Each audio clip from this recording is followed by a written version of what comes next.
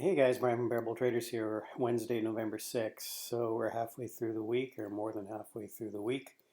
Had a big day Monday, and we kind of just been treading water here in the last couple of days. Tuesday, Wednesday, you can see here, uh, Dow, NASDAQ closed off in the day. SPY and Dow almost pretty much flat, but you can see sort of common theme. Every time there's a bit of a sell-off, we get a comeback here. And it's just you can blame it on, or it's a result of a number of things.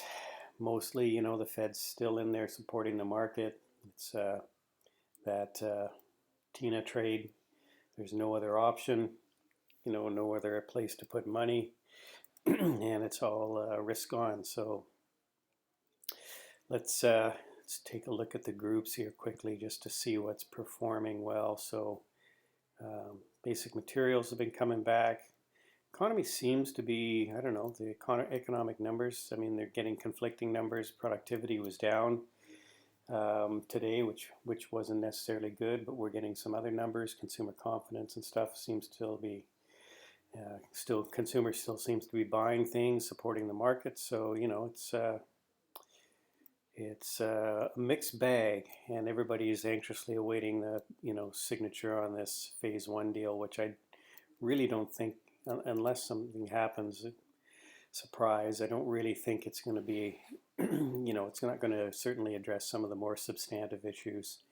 So we'll see if it's just a handshaking opportunity, or whether there's some real substance to this phase one of the negotiations. Quite often when you have a tough negotiation, it's good to start out and try to get some agreement on some things, and that kind of gives you some momentum. So, that could be what's in play here.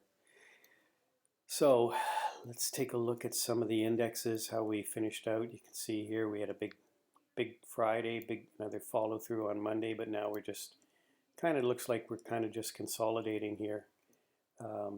That's the Dow. Again, we've had a sell-off and then a comeback at the midday, and kind of finished is with an indecision candle here. Volume, nothing really notable. Yep.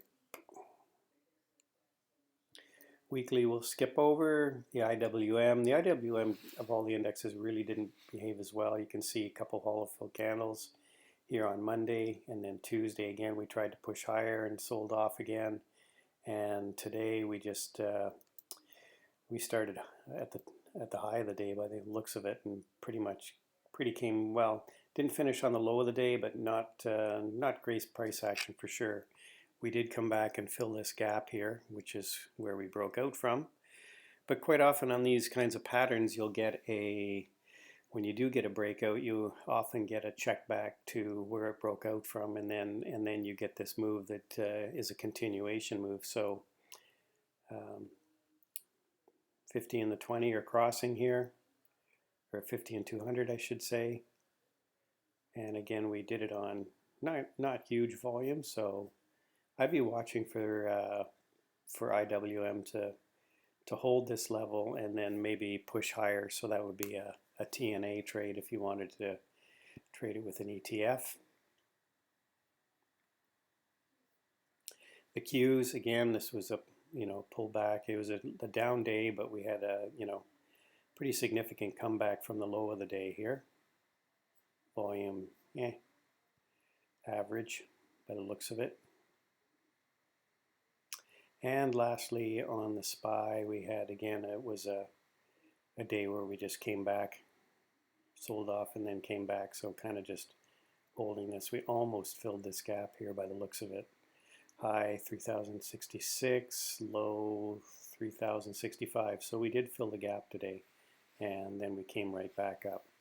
So always interesting levels to watch. If you if you know what this level is, it probably pretty much held it to almost to the point. Let's just see what that 2 hour looked like on that.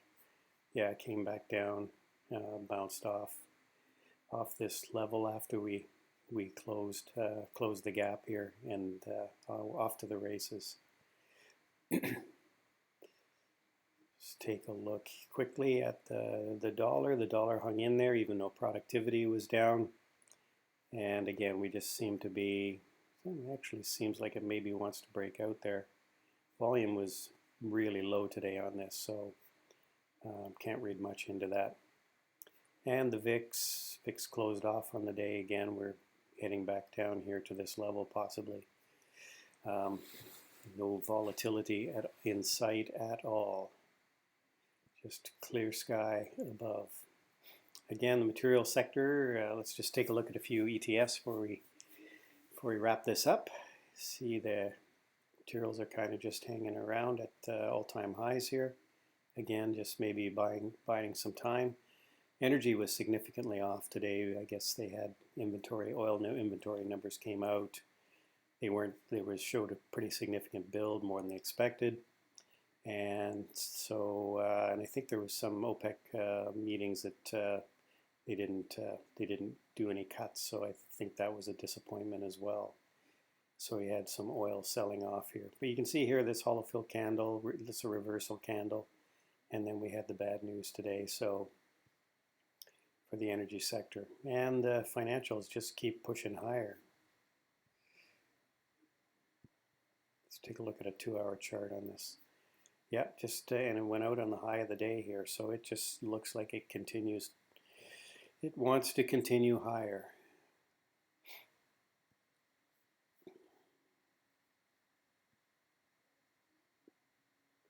Let's look at the technology. Technology again had a bit of a pullback day.